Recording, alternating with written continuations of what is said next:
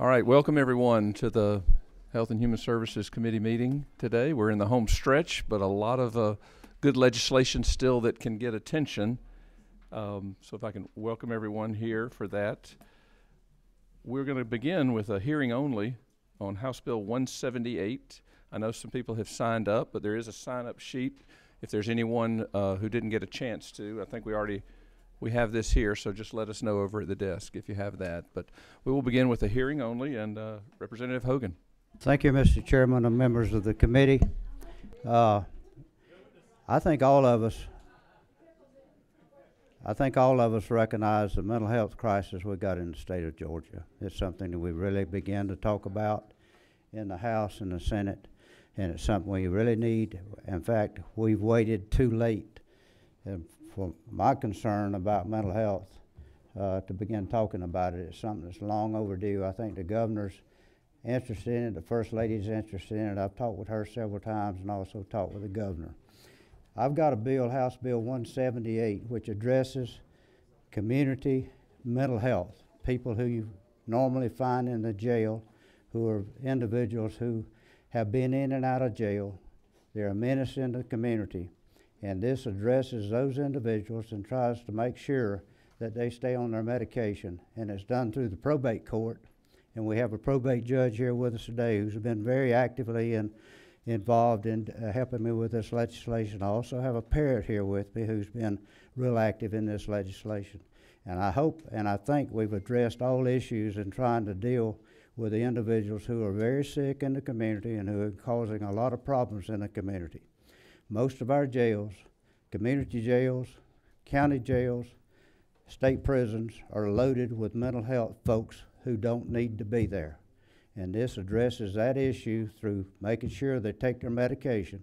The schizophrenic, the bipolar, and individuals who are very sick, once they take their medication and they get to feeling good, they don't think they need to be on their medication. And the first thing to do is come off the medication, and then they wind up in the streets, under bridges, and various places in the community that they don't need to be. They're of danger to themselves, and they need proper treatment in the community. The program we've designed is based upon Kendall's Law in New York, which has been very successful in dealing with this problem. And this, I think, is not the answer, but it's addressing part of the issue that we see in the communities. Our jail in Glenn County is about 50% with mental health patients in it, and I think you'll find this about 30 to 60% in most of the jails around the state.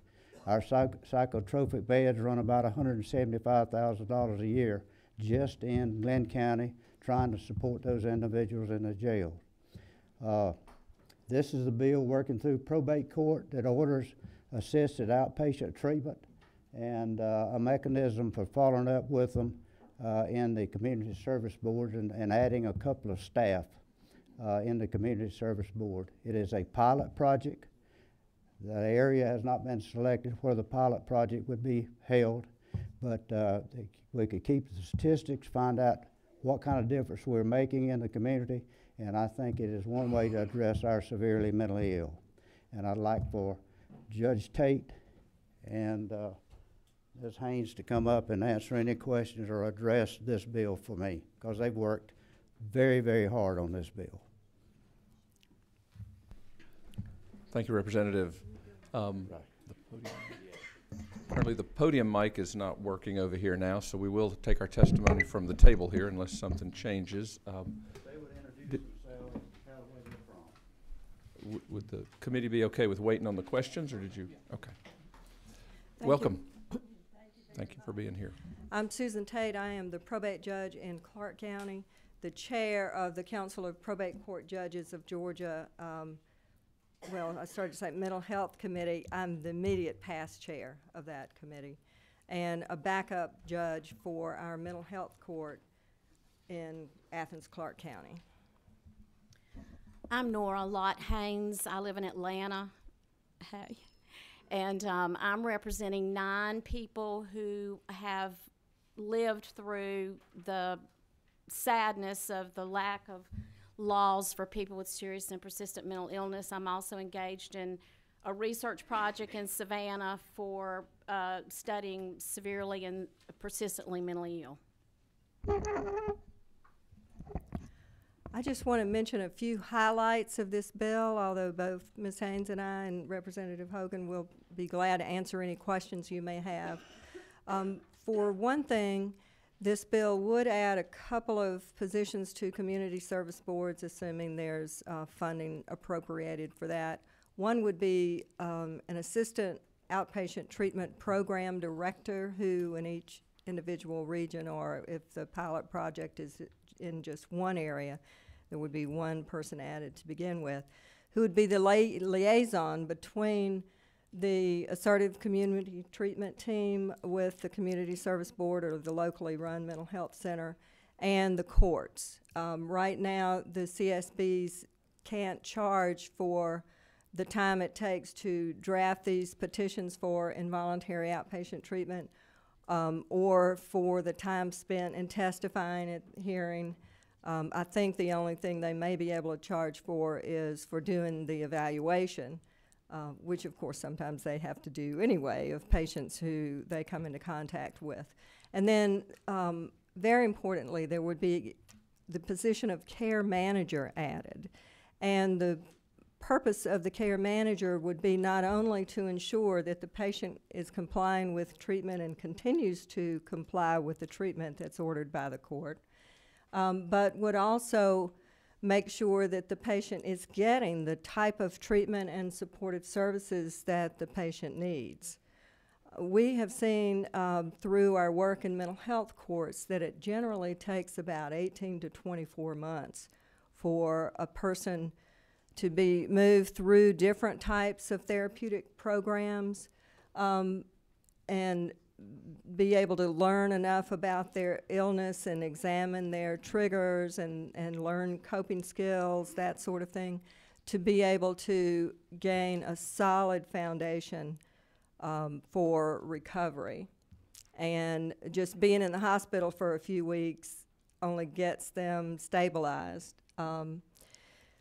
Also, another thing this bill would do is change the criteria. Currently, in our involuntary outpatient treatment petitions, the criteria that a person has to meet before the court can order them to get treatment is very vague and hard to apply. And it's written so that we can only intervene when the person is almost right at the point of being in crisis. In other words, almost right at the point of having to be hospitalized. It's much less expensive to treat people in the community.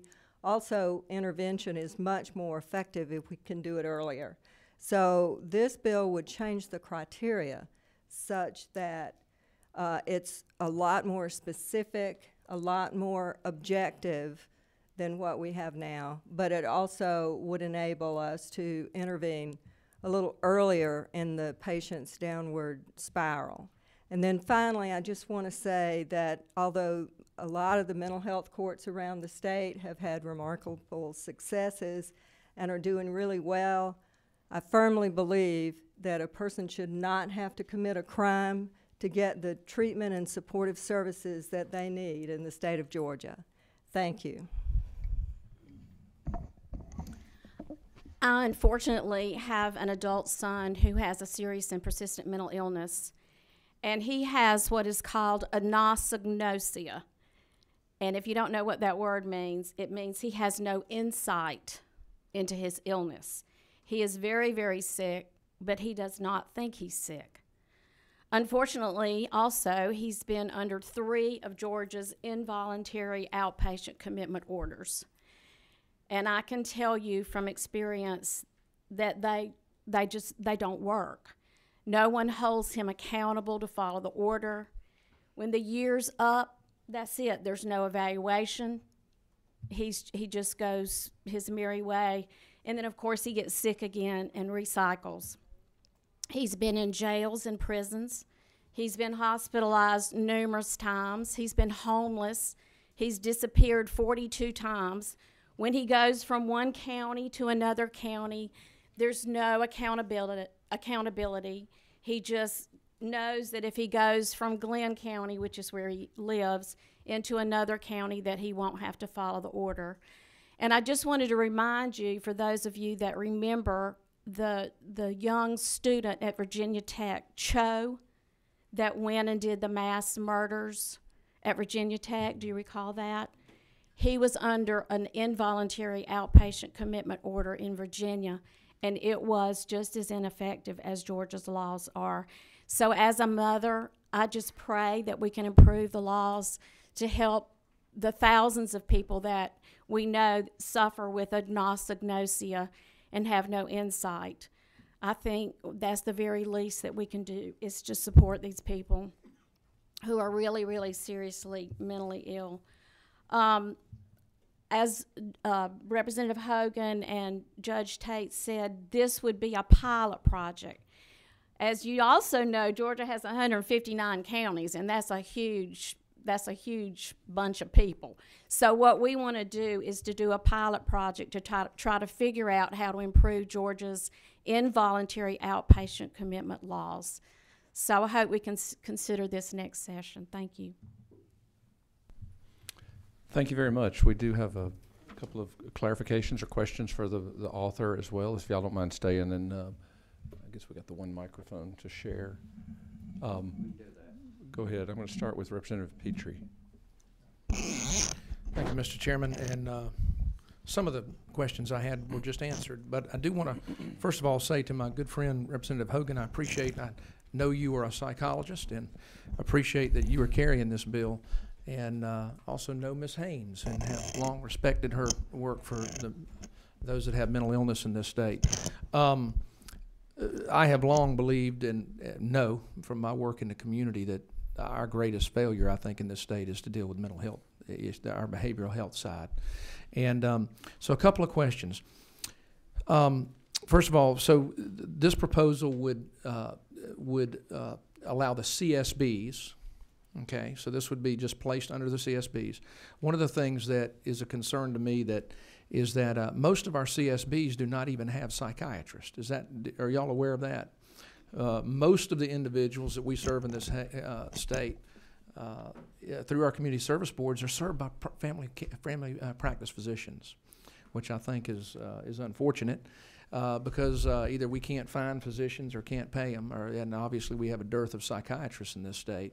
But I think that is a huge challenge.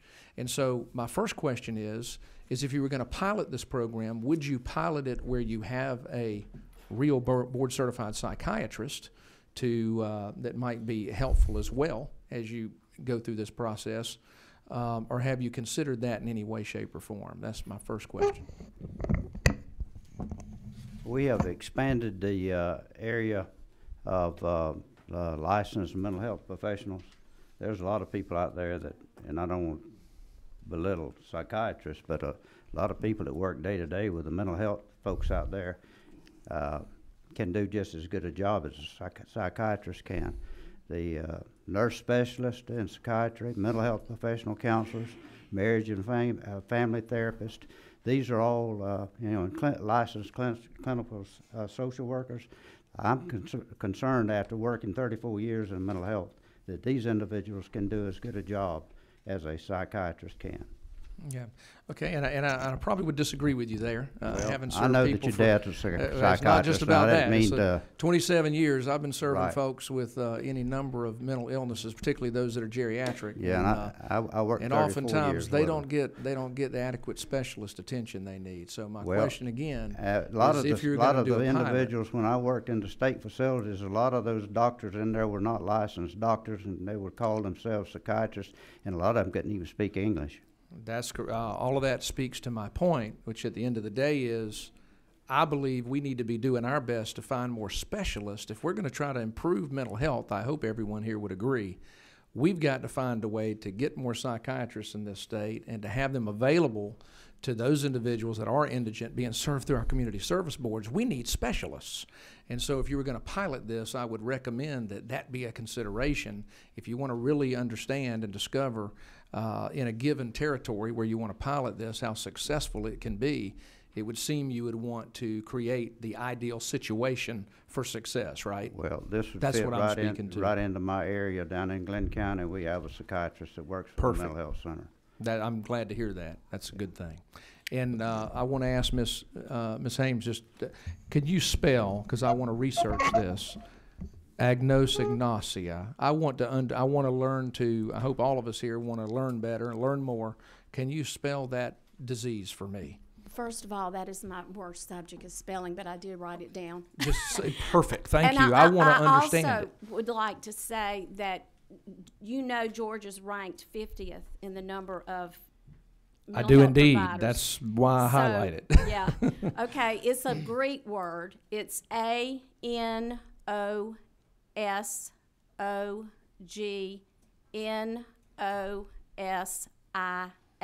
Agnosignosia. Wow. That's like okay. a spelling bee, right? No, thank you. That helps me to. Yeah. Anosognosia. ANOSOGNOSIA. Agnosignosia. Thank you, Ms. Ames. Thank you, Representative Hutchinson. Thank you, Mr. Chair. I have a lot of questions. First, I heard someone say earlier, referring to someone as being bipolar. And recently, I had a client that said that she was highly offended by that. So I've had to kind of rearrange the way I think. And she said that if someone has cancer, they're not cancer. They're someone with cancer. So someone can't be bipolar. They're someone with bipolar disorder. So since I got called out on the carpet on that recently, I just thought I would share. Can you just like briefly walk me through, like, my first suggestion is the CSBs are not the only providers that we have. And particularly in rural Georgia, you can do core tier 2 plus providers. It doesn't have to be the CSBs. And one of the reasons why I'm glad I'm on this committee is to bring attention to the fact that we have more providers than just CSBs. But I'm just interested in like the legalities of how this happens, because we have ACT teams and we have, intensive services. So how would this be any different? Like legally, it almost reads a little punitive. So are they brought to the attention of the court because a crime was committed? So how would the program work? No, this is in the area of what a lot of states call civil commitment. So the patients have due process rights before they can be ordered to receive treatment under both this new assisted outpatient treatment pilot bill and the current involuntary outpatient treatment procedures. They're given a notice of patient's rights. They have the right to an attorney. If they're indigent, the court will appoint and pay for an attorney to represent them at the hearing. They're entitled to name 2 patient representatives who also gets information about the procedures and the hearing and can be at the hearing. So this would be after a 1013 or when? Yes. During a 1013? The 1013 is a way of getting the person evaluated to see if they may need to be subject to either an inpatient treatment petition or an outpatient treatment petition, but it is not an order to receive treatment. So the 1013 is the emergency way of having them picked up to be evaluated, but they have to be seen within 48 hours and released within 72 hours unless the doctor thinks they need more in-depth evaluation. So would the 1013 result in either one of these petitions? Not necessarily. And a lot of times what we see is that someone sent to the hospital for an evaluation under a 1013 order to apprehend procedure or certificate gets treated for a few days and then released. Or maybe if they're there longer than 7 days, the hospital has to petition for an involuntary inpatient treatment order. However, what happens in a lot of times if they're going to stay longer than 7 days is that the patient who knows that they could possibly be subject to an involuntary order will agree to be admitted to the hospital and to receive treatment. So they're converted to voluntary status. Yes, and also I just wanted to mention that the bill does require that certain data be collected in order for us to determine whether or not this approach would work. So Georgia already has an involuntary outpatient commitment law. Mm-hmm. It's just very ineffective, and what we're trying to do is to make it more effective for the person, so the person is supported in their recovery and not just told you're under an order, have a nice time, I hope you get better, which is what is pretty much happening now. So I'm still not clear. It's kind of fuzzy. How do they get from 1013 into a program like this? Normally, what would happen is that once they're discharged from the hospital, or as part of the discharge planning, the hospital they've been in would let the local community service board provider know that this person may need to be subject to an involuntary outpatient treatment order. We don't think they need to be hospitalized, but we don't think they're going to voluntarily comply with treatment. That happens pretty rarely, actually. One thing that happens more often is that a patient who the Community Service Board has been treating, specifically through the ACT team, the Assertive Community Treatment Team, that's the most intensive treatment support in the community, will have a patient who they see deteriorating and they try to voluntarily re-engage that person with treatment, but something is happening and the person starts spiraling out of control and doing things that are causing them harm or to be at risk. So then that's when that local ACT team will petition the court for an involuntary outpatient treatment order. So this would be a legal procedure that someone would have to It's a petition legal the court. proceeding, there's a hearing, and they have the right to an attorney, like I mentioned. Okay. And the court takes testimony and other evidence before making a ruling. An inpatient treatment order can only be in effect up to 6 months, whereas an outpatient or treatment order under the current law is up to 12 months. And is it only the ACT team that can? I'm sorry, Is what's it only the ACT team that can bring this kind of? It's not only the ACT team, but since they are the ones who treat these seriously and persistently mentally ill patients, in my experience and to my knowledge around the state, the ACT team psychiatrist or licensed clinical psychologist is usually the petitioner.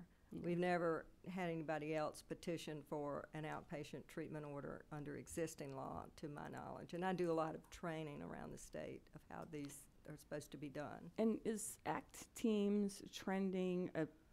I thought I remember that ACT teams were trending down, like we're seeing ACT teams go away, like intensive family interventions teams did.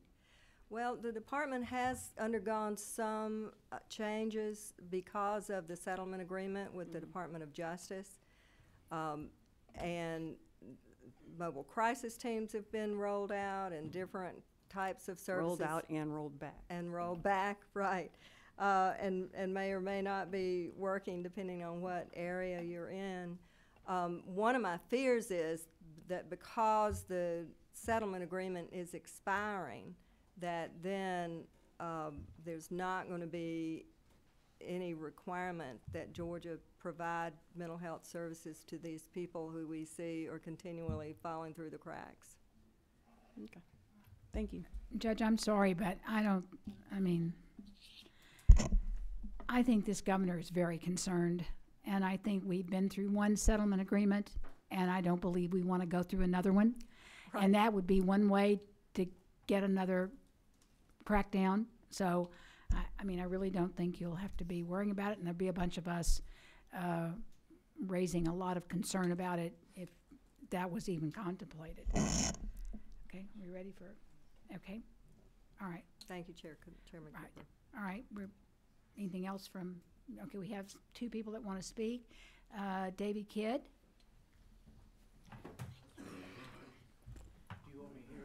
It doesn't work, the mic's not functioning, so you'll have to come up to the table.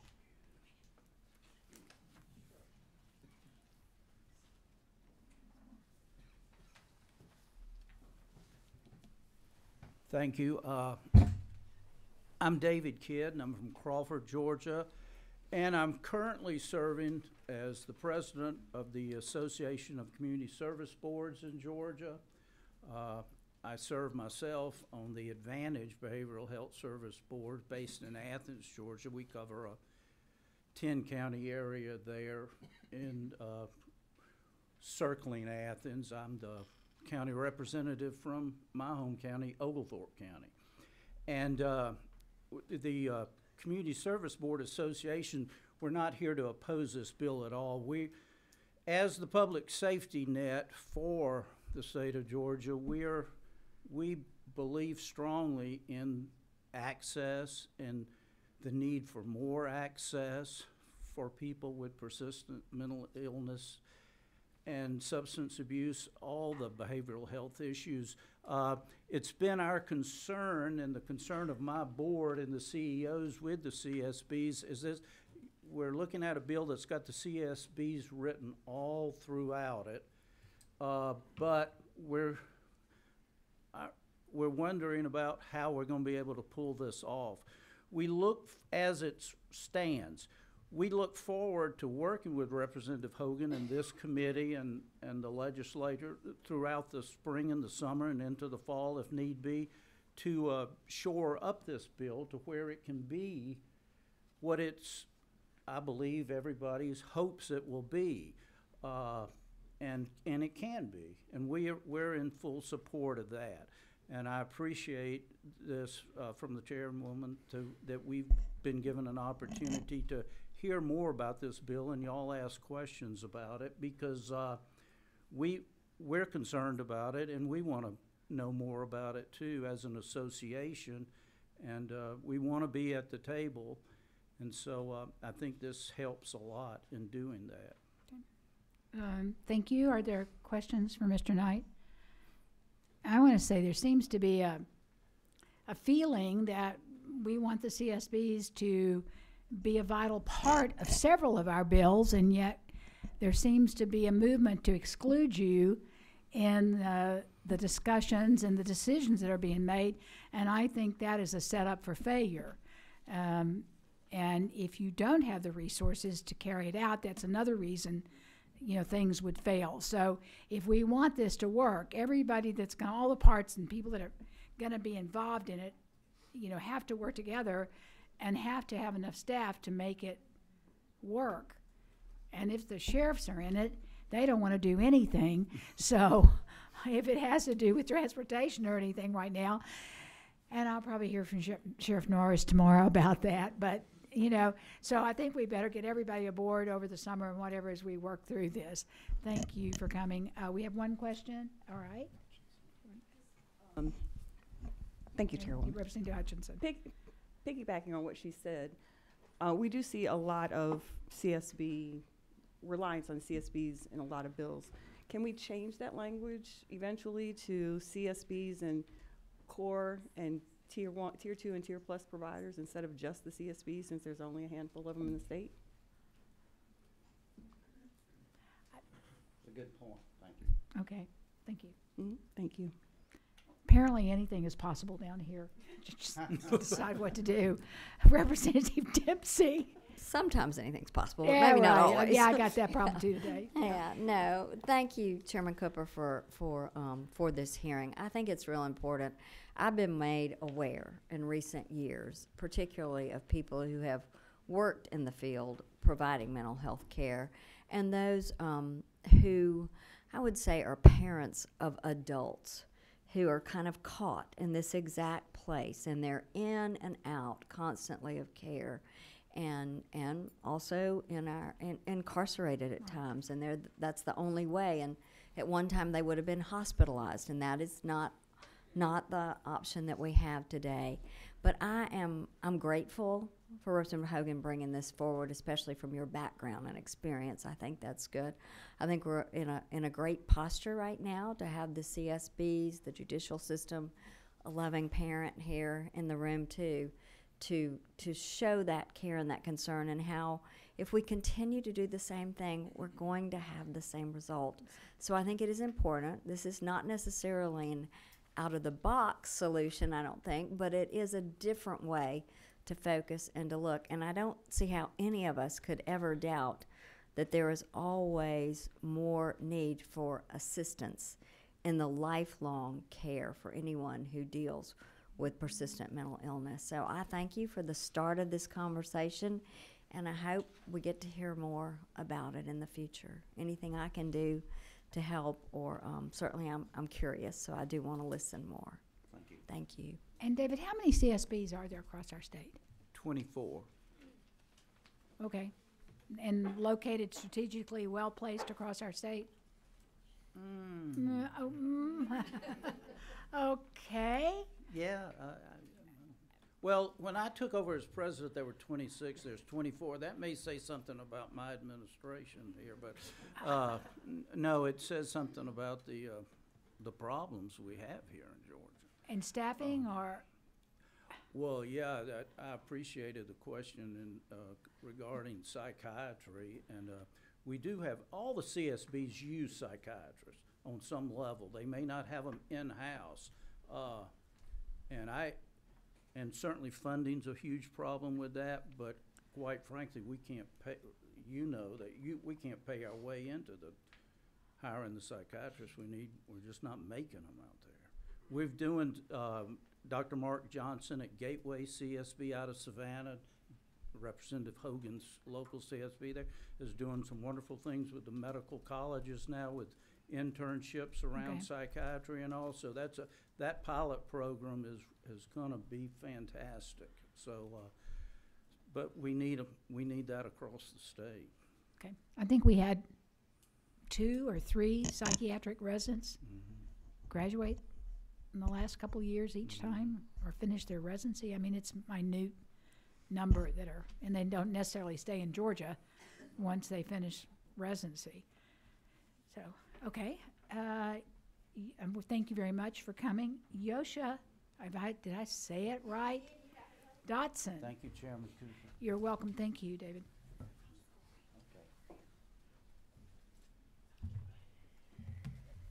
Good afternoon, and thank you, Chairwoman and the committee, for allowing us to speak today with regards to House Bill 178. Can you hear me? That's better. So the sponsor of the bill, Representative Hogan, was very open and had conversations with us with regards to the bill. We feel like that he was very thoughtful in the process and laying out the bill as far as wanting to get additional access. Let me give you my name. My name is Yosha Dotson, and I am with Mental Health America of Georgia. Which is? It's a organization that handles education, outreach, and advocacy throughout the entire state. So we go from pediatric to geriatric, and we also cover all 159 counties. And an educational basis? We do. We educate non-mental health professionals. We teach and train things such as mental health first aid. We also train QPR and some other trainings, OWL trainings, as they relate to mental health, to help law enforcement and teachers, et cetera, understand mental health, and also community members understand mental health. Thank you. We also do a lot of research as it relates to mental health in the state, and trying to help and assist in different areas. People find out what resources they have and what types of strategies they can use. Good. Thank you. Okay. Thank you. So we recognize the growing need to support individuals with chronic mental illnesses. In the state of Georgia, someone is 5 times more likely to become engaged in the criminal justice system than they are with a hospital when they have a mental health diagnosis. Our research shows that forced treatment is not as effective as it could be if the individual is not engaged and wanting to be engaged in the recovery process. The state of Georgia actually has a definition that defines recovery as being an intimate process for the individual. The structure of support that is needed for House Bill 178 does not yet exist in our state, and I believe that's what we've been talking about a bit as we're talking about the CSBs. Do they have the support? You yourself mentioned the workforce shortage that we have here in the state. These are things that we talked about and we know exist here in the state. And I would like to offer and continue to offer our services to be able to help how we can figure this out. We do know that Georgia already has a standard for determining an individual to be involuntarily committed. As it stands, House Bill 178 will begin to loosen that requirement, which for us is a little bit concerning because it means that the persons, as you erode that, the person's civil rights are being eroded, and their right to self-determine is being eroded. And the problem with that for us is that involuntarily, currently the standard is if the person is a danger to themselves or others. This takes it out of that realm of being a danger to themselves and others and makes it more about, is the person a nuisance, or is the family wanting them to get treatment? And so that's where we stand as that is concerned. We recommend looking at all programs that currently exist and identifying if there are opportunities for current programs such as ACT, as the representative was speaking about, ACT, the behavioral health, the service, the mobile crisis units, and also the behavioral, it just blanked my mind. The crisis centers that already exist, the crisis centers that we already have. And one of the other things that we also see that we need are additional services for adult children, which the lady also mentioned, is that we also need additional services for the adult children. And again, the expanding our workforce. We've got to have a better workforce here in the state of Georgia. For some areas, depending on where you are, it can be over 1,000 to 1 as it relates to mental health. And so we have to get that shored up, including certain alternatives such as peer support. And how could peer support help? Again, recovery is deeply personal. It's not linear. And there's always the challenge of if someone completes AOT, if they might relapse, because it has to be something that they own themselves. We're willing, again, to work with the representative and continue working with him. Thank you for working with Okay. me. Any questions? Sure. No questions? Thank you very much. Thank you, Representative Hogan, for coming. Thank you, Judge. And, you know, Could I that is the most concerned mom on the world, sitting there right little bit. I mentioned So, one thing this weekend, I picked up this magazine that I get from the sheriffs. You're going to get me in trouble with the sheriffs for popping off about them. I've talked with most of the sheriffs around, and with Mr. Norris, I've talked with him, but this has an article in here on mental health. Okay, The sheriff's perspective on mental health, so if you get a chance to read that, I'd appreciate it. okay. Did it come to our offices? Do what? Did that magazine come to our offices? Came to my home. I'm a member of the Sheriff's Association, so Oh. Oh, you have to donate money. Well, Don, will you get me a copy of it, please? And all right, I'll do that. I- Thank you. I appreciate y'all's time. Thank you very much. thank you very much for coming, and from Athens and from all over to be here, Nora. Thank you for everything she does. You're sort of looking at mental health in Georgia with Nora and advocating for years for better mental health for children, adults, aged, anybody on that spectrum that needs help. So thank you for all you do, Nora, and thank you. Okay. Break. Okay, anybody here really friendly with people, somebody high up in Amazon? I have a complaint. If anybody runs into anybody that they know in Amazon, I got on the elevator on one floor over there, and they said, I've seen you everywhere today in the Capitol. And it goes up one floor, and they said, you've been everywhere in the Capitol. And then in a few minutes after rules, I'm back down, they're seeing me again. And I would like to complain because my circles are not even half yet. And it has a very low setting. So I want to know what you have to do to complete these circles on Amazon. I'm getting really discouraged about that with all the running going on, like everybody's doing in the last few days. Has anybody heard from Senator Renee Ackerman? Oh, is she on the way over now? Okay, great. All right, because not I was going to present the book. Okay, Mark, you want to go ahead and do HR 589?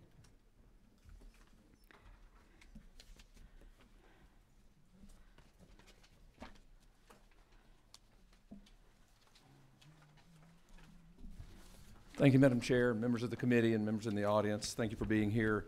Want to touch base real quickly on a bill that has been in the works for some time. Many people may have heard last year about Beyonce and about Serena Williams, two African-American women who became public with a lot of their private information as a way to help others because of the dramatic effort and what we would call in healthcare a near miss with the both of them on things that could have made a dramatic difference in the way their families are with the lives and of their children, their family members and all. Then in September of last year, the Atlanta Journal did a very good article talking about and drawing attention to both those high-profile women, but also where Georgia stands in the nation and how our nation stands when it comes to maternal mortality. There's people who've been working on healthy babies and healthy mothers for a long time, and we met with several of them, and I know the chair lady has been a frequent guest and a great resource for them. They were here in February. Now I'm excited that we have a new public health commissioner who has stated as one of her top goals, Dr. Kathleen Toomey, that she would like to address Georgia's status, its unfortunate status, being such a high state for maternal mortality.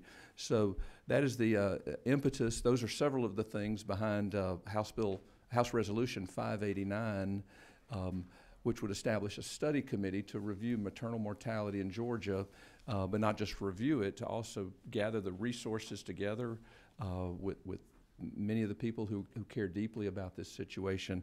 We all know this would be one of the most devastating times, at times that would typically in a family be a time of joy and celebrating with a new child, but far too many times in Georgia, we have tragedies that we thought might have been left with the early 1900s or the 1800s, where you often saw a small tombstone and another one with an age of about 20 years old or 30 years old.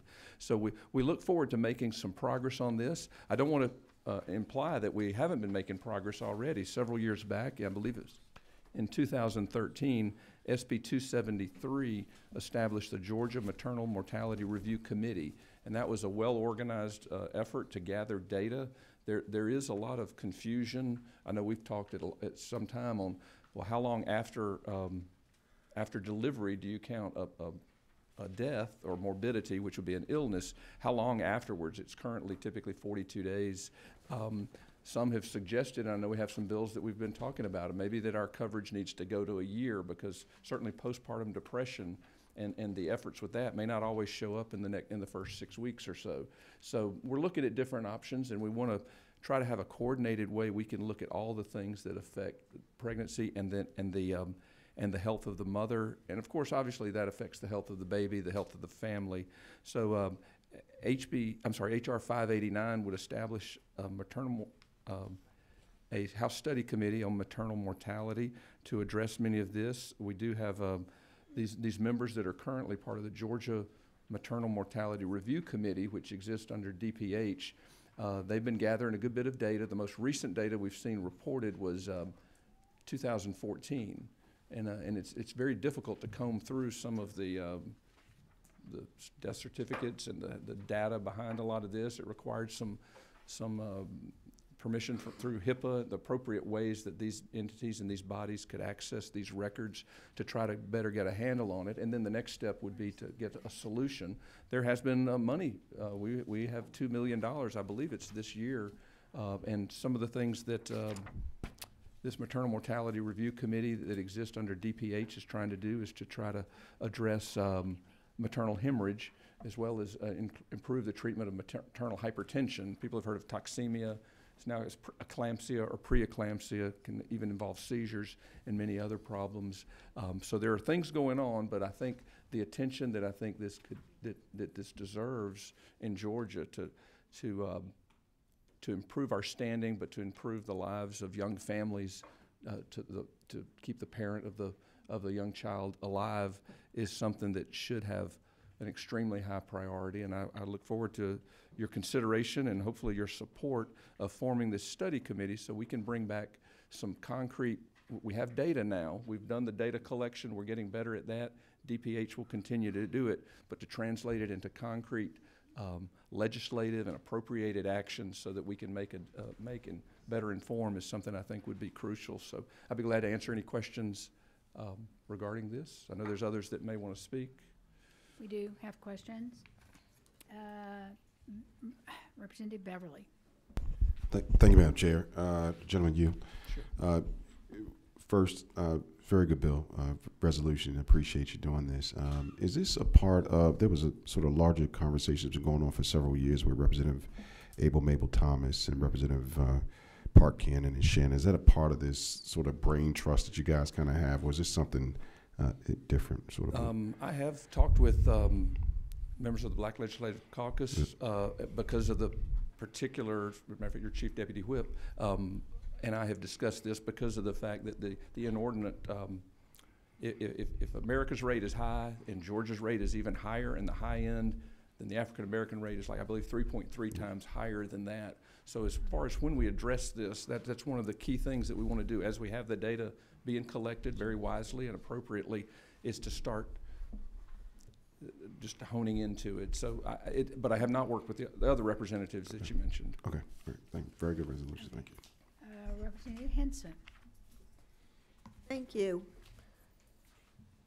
I agree with this study on this committee. I disagree with your timing of this, because I think this is something that should have been studied, should have been looked at long before, and the results back long before we considered 481. Because I think that with 481, your results, if that was to pass and be ruled constitutional and everything, that your results are going to be so totally, completely different than what you're finding here right now. If you were to begin studying it tomorrow, Well, as I said, this was Representative Newton. Yes, ma'am. Representative Henson, you may be true. Can we just, I've had enough of that. I have Not too. you. I think this whole committee's had enough of listening to discussions on 481, so can we just stay to what this one does? I mean, I don't mean to be difficult, and it is not directed at you, and it's not directed at you, but let's just spend our time on this resolution. I think this would be that you have managed to talk it to death, Representative. As if it was on the floor. You went past your 3 minutes. No. And my thing is lighting up. So, okay, we're going to go to Representative Dempsey. Yes, ma'am. I just want to thank you. I think it's always a good time to look at this, and particularly for Georgia, as our numbers are devastatingly not good. We need to improve that. This year, I was selected by NCSL for an inaugural program that they're doing on maternal and child health. The Maternal and Child Health Fellows. We've had one meeting, one webinar. It goes on through this year, and I'm one of about 25 legislators and staff across our nation that are all really grappling with this challenge in each and every state, but particularly in Georgia. We don't want to be in the place where we are. So I thank you for that. I think it pairs well also with a study committee that I believe we approved recently from here, and it was voted on in the House last week to deal with infant and children's mental health issues, because much of that comes from the home environment, the challenges that a mother is facing too, and not having a healthy mother certainly greatly affects the brain development of all of our children. So I just wanted to say thank you for your interest in it. Thank you, and I look hope forward it'll to- move forward. And I look if there's forward an to hearing appropriate from- time, I'll make a motion whenever. I think Okay. seeing how other states are addressing this and having success or learning from their failures, I think that will be this committee will really appreciate, I'm sure, your expertise. I'll be glad to bring anything back I can. Representative Bennett. Thank you, Madam Chair, and thank you, Dr. Newton, for bringing this. Just recently, just as early as this morning, the Legislative Black Caucus did have a press conference, so it'd be great when we can work together.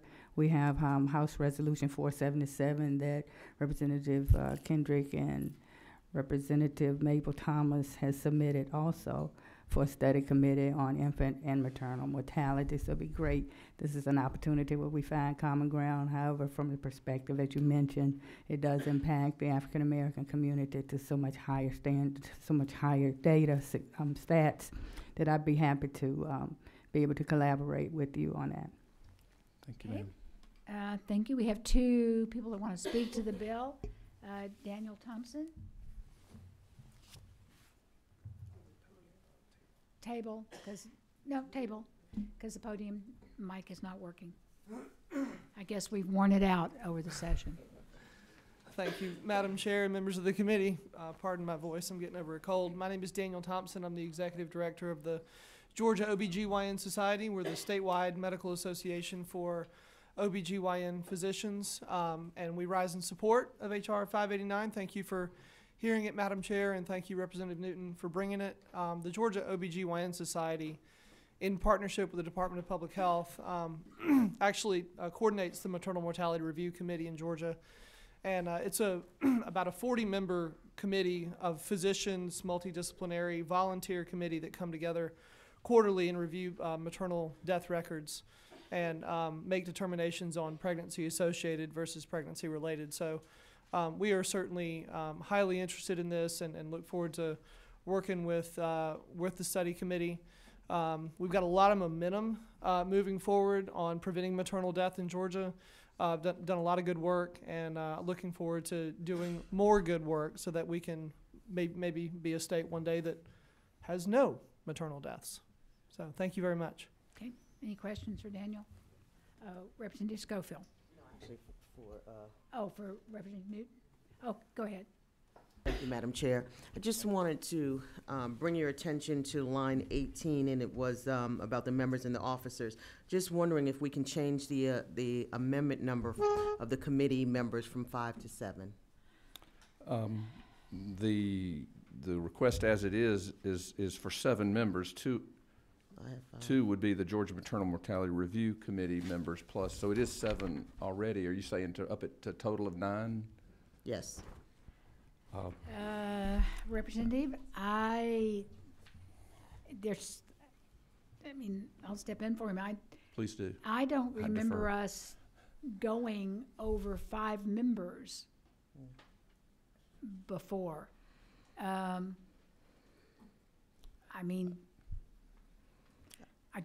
know there is a lot of interest, and Right. Betsy? I would leave it to the Okay. vice of the chair. 5 is the standard, but there have been committees that have had more members. In the past? Okay, so if you'd like to. I would have no objection if you would like to propose. I would consider it a friendly amendment if you would like to change it to 7 plus 2. I do think, even though the number of women who are dying in Georgia is not a lot, for everyone that's dying, just like we heard from the 2 that I mentioned, there are dozens and even hundreds that are having morbidity and illness, and so there are a lot of families being affected, and I'd appreciate having some good minds working on this and come back with concrete suggestions. I think that would be it.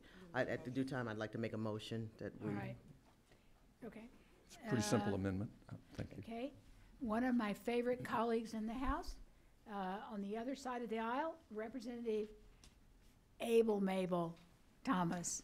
Still use your old name, Representative Thomas, because you are able and ready. Thank you, I appreciate that. It's true. Did everybody take note of that? It is true. Don't give me a hard time. All right. Thank you so much. Thank you, Madam Chairman, and also Dr. Newton on this particular issue. And I would like to say I served on this distinguished committee as well, so I really appreciate the support. Actually, the last time that I came before this committee, I put in place a study committee dealing with midwives. And so it seems as if it's full circle. The midwife issue is coming back because we do need some help in our rural hospitals as well as throughout Georgia.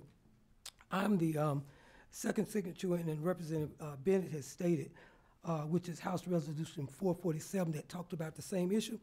But you know what, in life, you got to be able to understand when you run into a super committee and a super idea.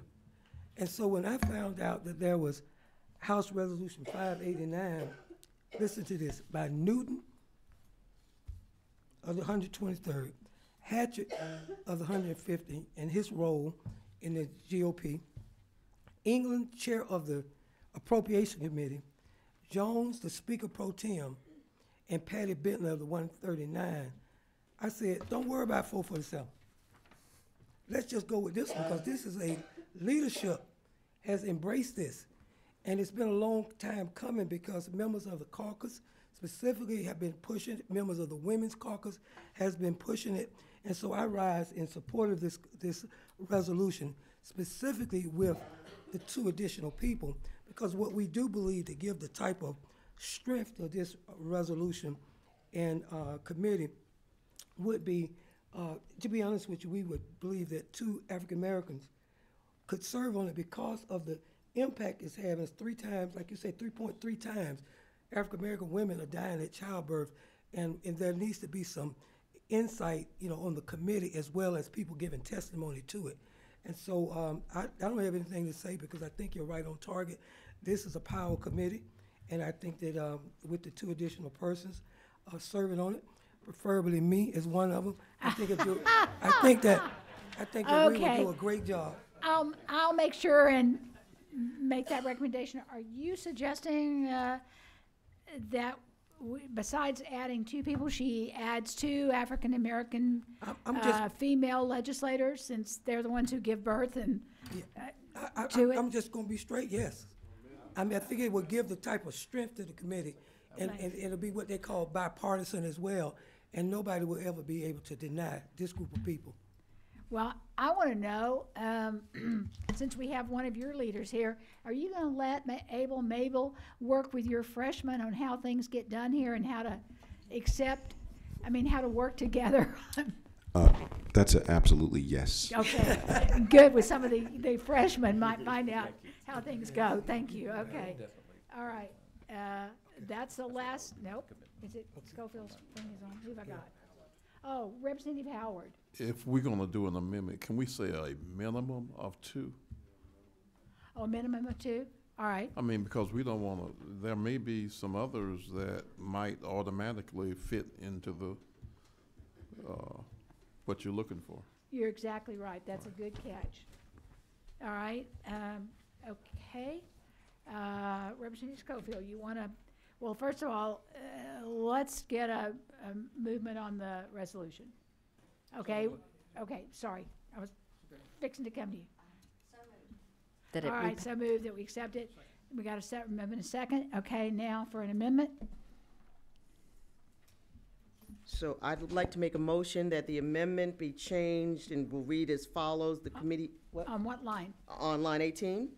Okay. Okay. The committee shall be comprised of 7 members of the House of Representatives with a minimum of 2 African American, and then that's it. Okay. African American females? It doesn't have, you don't need females. Do you want females? Yes. Yes. Okay, females. I mean, men can, let's not do gender specific. We've done. Representative Schofield, not that men don't have a lot to offer, since the last time I took biology, it takes 2 to get a baby. Right. However, I think since this is talking about maternal morbidity and the problems that women face, that might be a good idea. Females. All right. Betsy? Betsy, can you read back up? Okay. Yeah, I'm kind of a little bit, but I was going to say, the committee shall be composed of 7 members of the House of Representatives, a minimum of 2 of whom shall be African-American female legislators. Okay, sounds good to me. Is that all right with you, Representative Schofield? Yes. Okay, can I hear a motion on that amendment? One on there, so you don't make one. We did. I didn't know she was on here. Okay. Well, that doesn't, right. Right. Doesn't mean anything. Okay. I mean, she might end up on it, but it doesn't mean that she's going to end up on Okay. it. All right. Thank you so much. Okay, do I hear a motion on the amendment? So moved. Okay, I have a motion to move. Do I hear to move? Do I hear a second? Second. Everyone in favor of the amendment, say aye. Aye. Anyone opposed, no? Okay, the ayes have it. Now we're on the bill. Is there any further discussion on the bill? All right, seeing none, everyone in favor of the passage of, okay, the substitute to House Resolution 589, say aye. Aye. Anyone opposed? No? Okay, the ayes have got it. Thank you all. Thank you.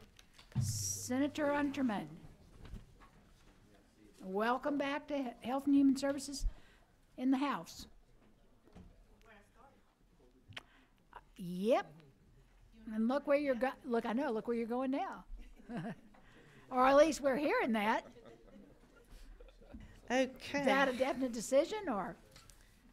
Yeah, we're okay, here to you're gonna talk be about coy. Senate Bill 115. Yeah. Okay. So thank you, Madam Chairman. And meeting with me and your committee. I appreciate it very much. And I also appreciate you working with the Lieutenant Governor's office. This bill, Senate bill, is a substitute to Senate Bill 115. I believe you gave me a new substitute. Is a companion bill that goes along with the telemedicine bill that I believe y'all voted on today, and thank you very much. And this is one of the initiatives of our new Lieutenant Governor, and his focus is on technology and helping to make Georgia one of the best technological states in the nation, and especially on the eastern seaboard, and focusing on healthcare in particular.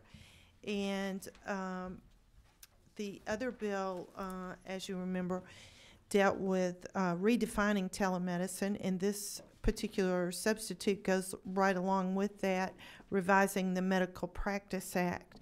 And the whole impetus of this bill is refining our licensure program and using the Medical Composite Board to make sure that when we're facilitating telemedicine, that the licensure is compatible with the same standardization that we have here in the state of Georgia.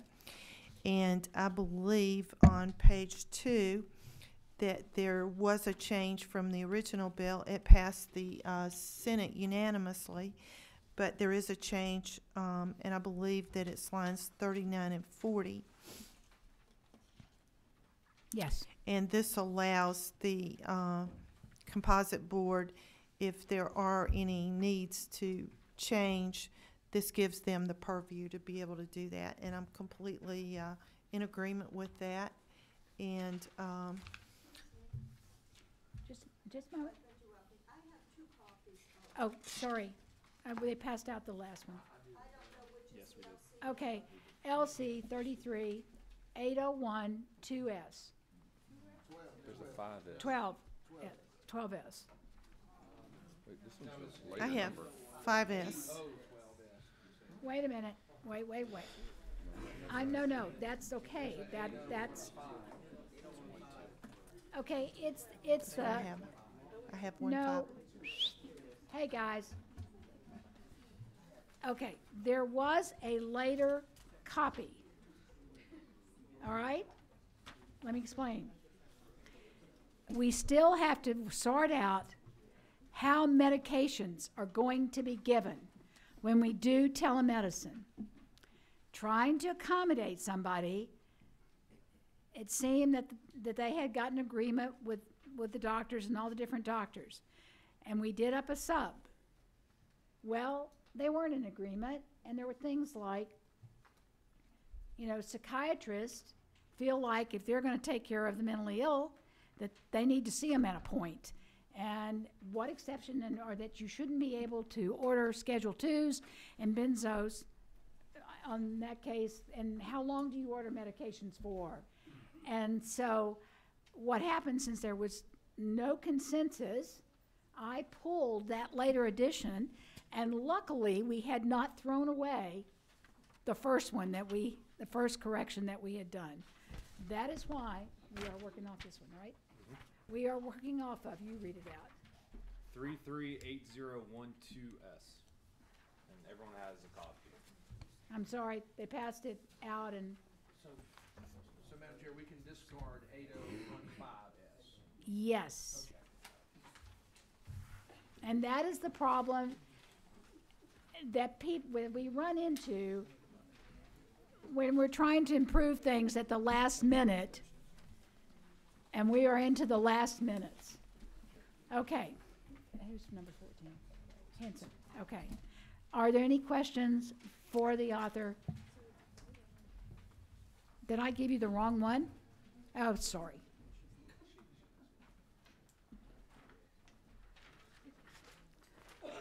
Called you up here and thought I'd given you the right one. You sure?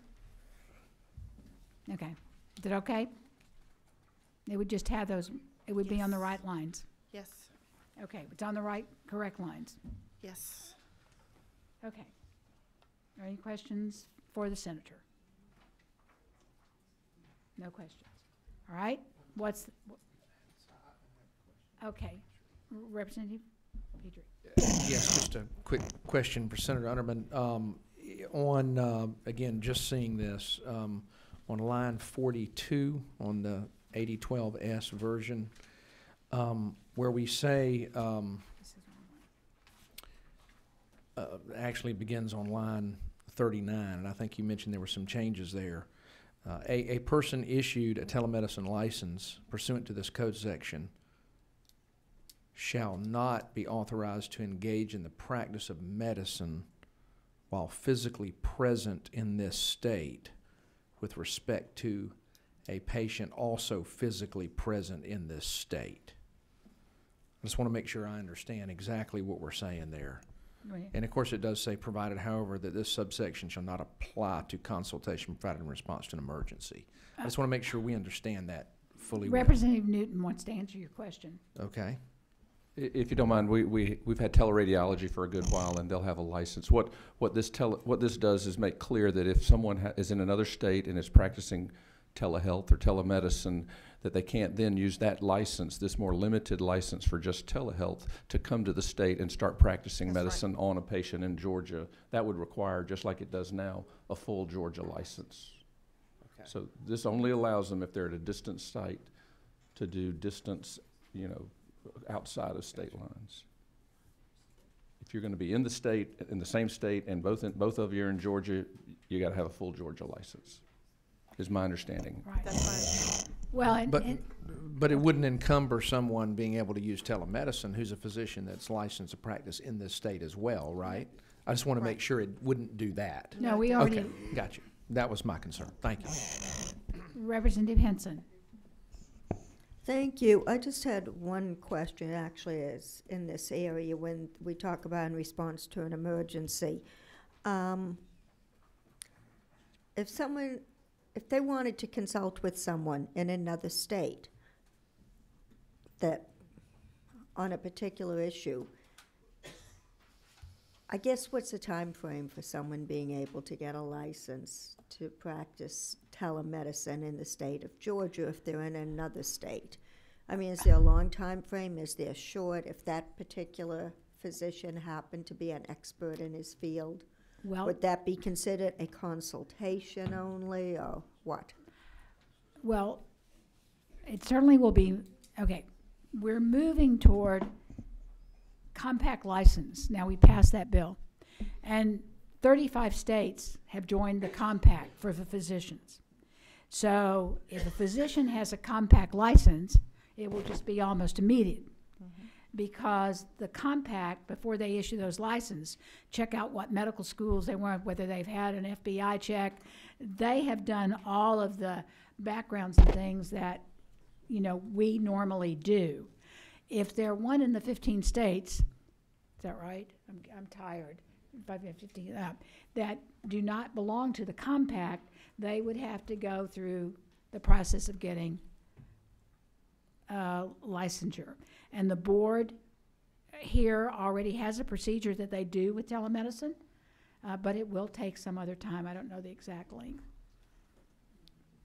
But hopefully those other states will come on with the telemedicine and medicine, and that will make it very efficient to do it.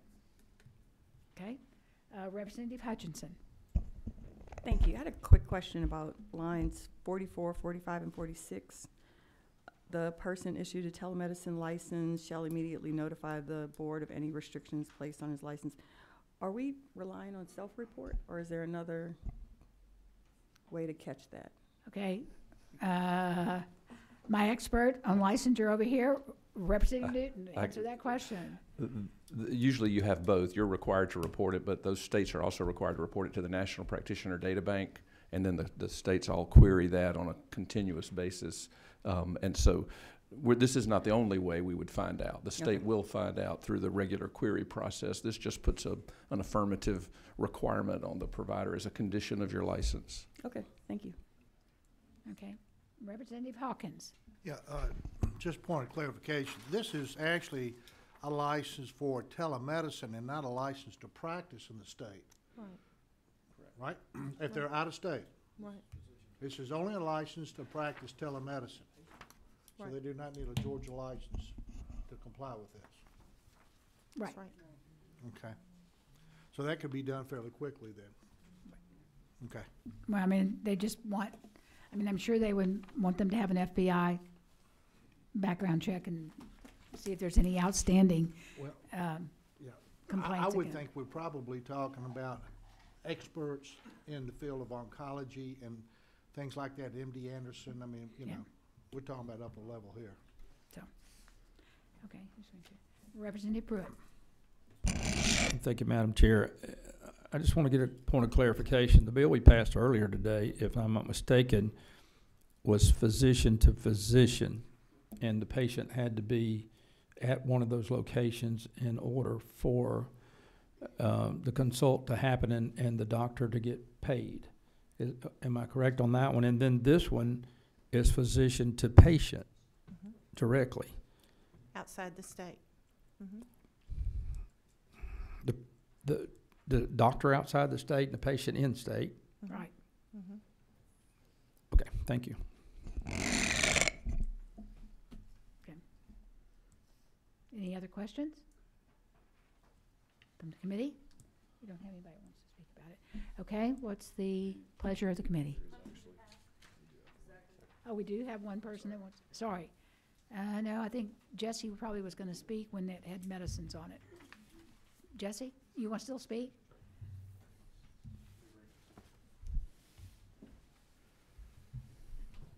Thank you, Madam Chair, members of the committee. I'm Jesse Wellington. I'm here today with Teladoc Health, which is the world's largest and oldest telemedicine company. We support Senate Bill 115, think it's a good measure, and applaud Senator Arnerman and the Lieutenant Governor for bringing Okay. this very important bill before you. Okay. Thank you, Jesse. Are there any questions for Jesse? I understand that the Lieutenant Governor's office is going to look at the whole area over the summer after this session about how medicines, you know, all the rules around ordering medicines in the telemedicine process. Yep. So I would expect that we would get a bill next year that would cover all that and would have carefully thought out and the different specialties of medicine like psychiatry, and make sure that we're not making mistakes before we put something into law. Yes, ma'am. Okay. All right, thank you. All right, now, did I hear somebody say? Okay, I have a do pass. Do I hear a second? Okay, any further discussion? We have a do pass. All right, everyone in the favor of the passage of, what is it, Senate Bill? 115, as amended, well, it wasn't amended. Was it amended? No. Passage of the substitute to 115, LC 338012S. Say aye. Aye. Everyone opposed, say no. Okay, the ayes have it. Thank you, Senator. Sorry, took a while.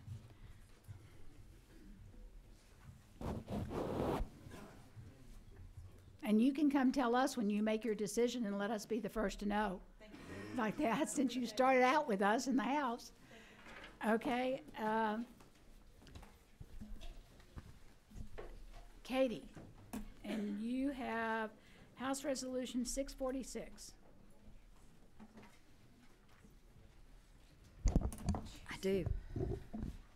And I know everybody's ready to go home, right? So we can do this pretty quickly, I think. This is an encouraging resolution, encouraging the Georgia legislature to broaden eligibility and increase funding for the breast and cervical cancer prevention program in our state. Today, there are existing programs, and we simply want to encourage that investment from the federal and state levels. There is the program, the Breast and Cervical Cancer Prevention Program within the Department of Public Health, which receives funding from the Centers of Disease Control and Prevention, CDC's National Breast and Cervical Cancer Early Detection Program. It is simply asking to shine a bright light on it and to continue to invest more. Thank you. Are there questions for Representative Dempsey? No questions? What's the pleasure of the committee? Okay, we have a motion to do pass and a second. Is there any further discussion? Okay, hearing none, everyone in favor of the passage of the House Resolution 646, say aye. Aye. Anyone opposed? No? Okay, the ayes have it. Okay, I'm next. I have House Resolution 448. For the, oh, Henson, you had a question? Wanted to make a statement before we adjourn. Oh. A good one. Okay, all right. Let me get mine in, okay? Okay, House Resolution 448 is about a study, proposing a study committee in the House on safe staffing of nurses in Georgia. You know, the Georgia Nursing Association only has about 3,000 members. There's something like 125 or 35,000 nurses in the state of Georgia. And, you know, so often they come down here, you know, wanting expansion of scope or other kind of things, and yet we never hear about the nurses that are out there working on the floors. But as we've traveled around and as I've talked to people, the nurses are saying there are staffing problems. They feel like they're understaffed, you know, there's not enough coverage for patients. And so I thought that it might be a really good idea for us to look at it. You know, one of the things I hear, one of the problems we're having is our schools of nursing are turning out graduates who cannot function on a basic med-surg floor. So when they graduate, the hospitals count them as full-time employees. They have to put them with a senior nurse and count them like half coverage for sometimes 6 months. Northeast Georgia Medical Hospital does it's 6 months at Wellstar. It's a year at Northeast Georgia Medical Center before they count them as a full-time coverage on a shift. And I think as we've had more and more schools that are online and less nursing, I think we need to look at all these things as to coverage and also, you know, what it does to the quality of patient care. That's what the study committee would look at this summer. I'll be glad to answer questions. Everybody tired? Okay, got one? Oh, you got one? At the appropriate time, I'll make a motion to pass. Okay. All right, well, okay, ready to go. A lot of nurses, they would love you looking into this. I told you, that's. They will really appreciate it. Okay. You meant 130,000 of them. All right, so anyway, we've got a motion and a second. Is there any further discussion? I'm a little shocked that the hospital people are not here to fuss about it. It's amazing. Maybe they've just had so many things on their plate, they don't feel like they can fuss about this one. I don't know. Because it does go back and looks at how they are staffing their hospitals.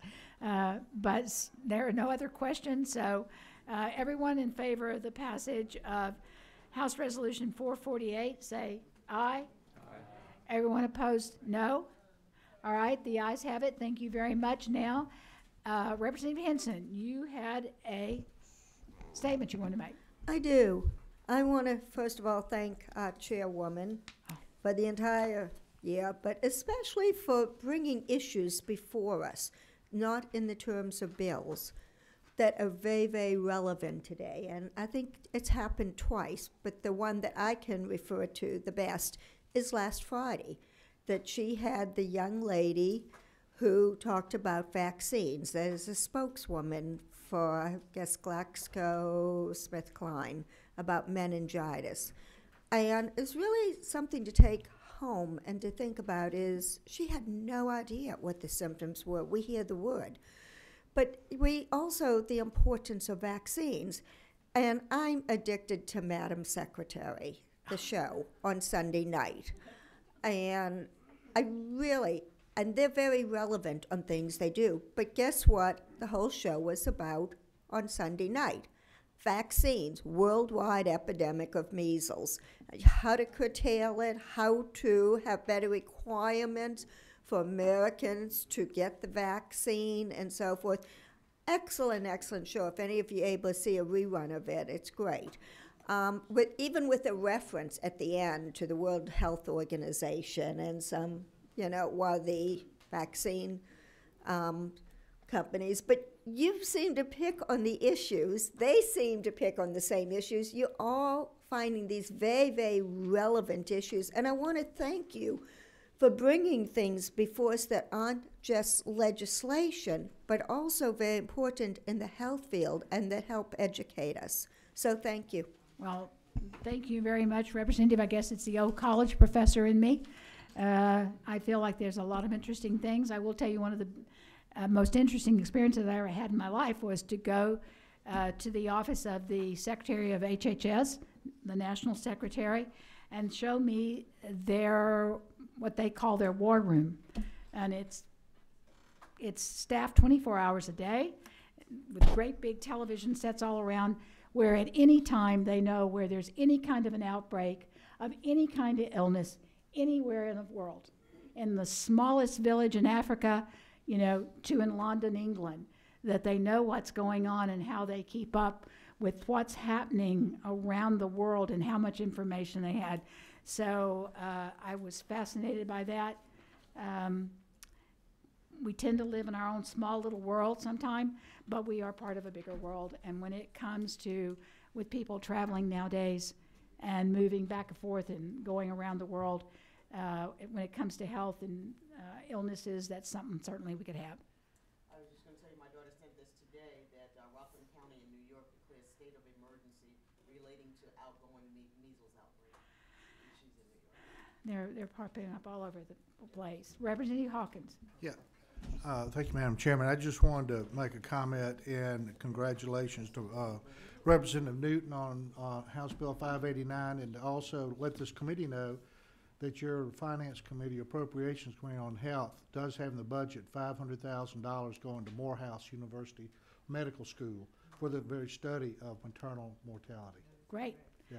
Well, and we also got in the budget, in case you don't know, we got funding that we will add 4 new newborn screening tests to the newborn screenings to that, if gone unchecked, cause serious disabilities. I think we said that last time, but we did get the funding for it, and it stayed in the budget. So that was a major addition to fighting disabilities and disease in our country and problems in our state.